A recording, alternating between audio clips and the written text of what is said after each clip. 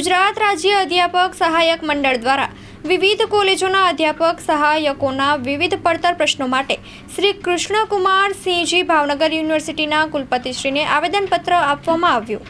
ગુજરાત સરકારના દરેક વિભાગમાં ફિક્સ પગારમાં કામ કરતા કર્મચારીઓના પગારમાં 30% વધારો આપેલ છે, પરંતુ આજ દિન સુધી ગ્રાન્ટેડ કોલેજના અધ્યાપક સહાયકોના પગારમાં કોઈ પણ પ્રકારનો વધારો થયેલ નથી। અમે વારંવાર માંગણી મૂકી હોવા છતાં પણ હજુ તેના ઉપર કોઈ ધ્યાન આપવામાં આવેલ નથી। તો અમારી એવી માંગણી છે કે અમને 7મા પગાર પંચ મુજબ 57,700 ફિક્સ પગાર પ્લસ અત્યારે જેટલો પણ 30%નો વધારો આપેલ છે તે 30%નો વધારો આપવામાં આવે અને આ અમારી માંગણી વહેલી તકે સંતોષાય તેવી મુખ્યમંત્રી સાહેબ, શિક્ષણ મંત્રી અને નાણાં વિભાગના મંત્રી સાહેબને અમારી નમ્ર વિનંતી છે।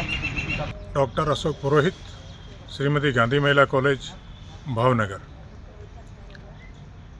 ગુજરાત સરકારના તમામ કર્મચારીઓને ગુજરાત સરકારે એક નીતિ વિષયક નિર્ણય લઈને 30% પગાર વધારો આપ્યો છે, પરંતુ ગુજરાત રાજ્યની અનુદાનિત કોલેજમાં કામ કરતા જે અધ્યાપક સહાયકો છે તેમને હજુ સુધીમાં 30% વધારો મળ્યો નથી।